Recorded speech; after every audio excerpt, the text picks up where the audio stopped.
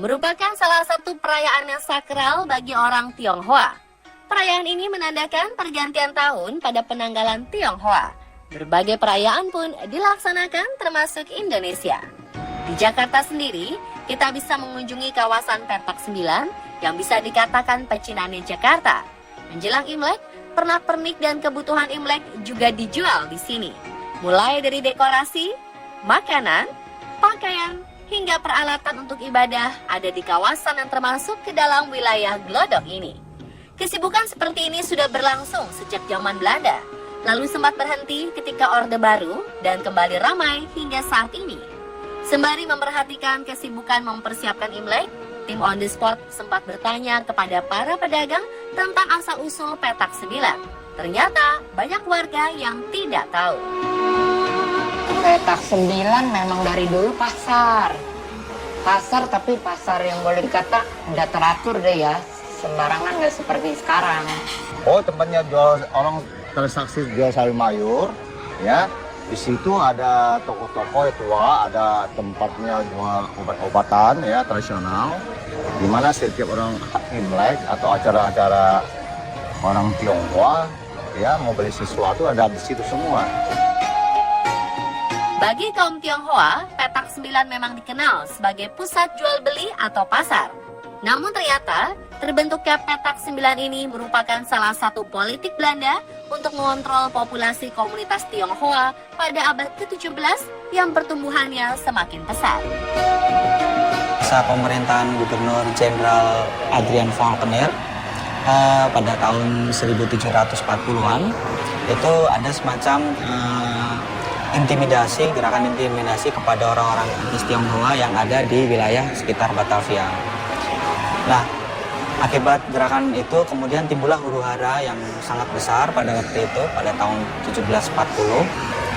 Sebagian komunitas Cina ini akhirnya ditempatkan di tempat yang kita sebut Petak 9.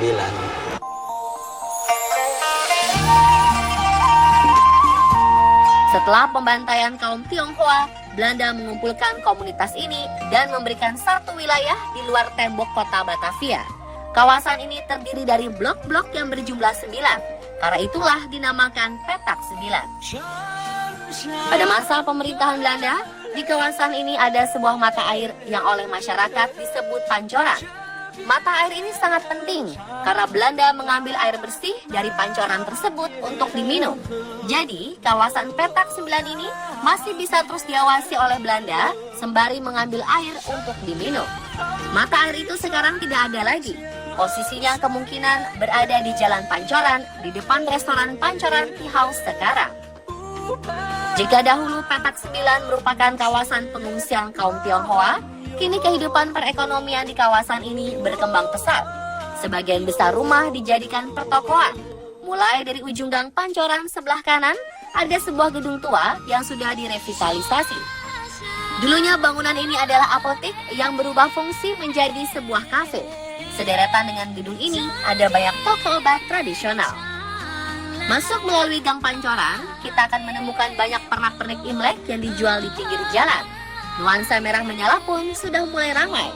Masuk ke dalam, kita akan menemukan pasar tradisional yang menjual sayuran, ikan, buah-buahan. Di sini Anda akan menemukan penjual kodok suike yang menjadi salah satu hidangan lezat khas Tionghoa. Ada juga teripang dan ikan bandeng yang kabarnya merupakan menu wajib yang ada di perayaan Imlek. Kue keranjang, dodol, bacang, dan makanan ringan lainnya juga bisa kita temukan di sini. Masyarakat Tionghoa di Petak 9 sudah mengalami asimilasi dengan masyarakat Indonesia lain.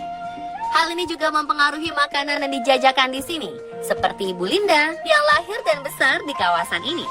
Saat ini Ibu Linda menjual makanan Tionghoa peranakan seperti bakmi Belitung dan laksa Bogor. Kemudian mertua saya kan orang Belitung, dia ajarin bikin bakmi Belitung. Ibu orang Bogor, bikinin laksa Bogor, sayur asem Bogor. Lalu bakmi Belitung. Belakangan ini kan Belitung terkenal, mulai dikenal tuh. Laku, orang kalau ke Belitung makan bakmi Belitung, dia bilang ngapain jauh-jauh, di Jakarta udah ada, mampir ke sini.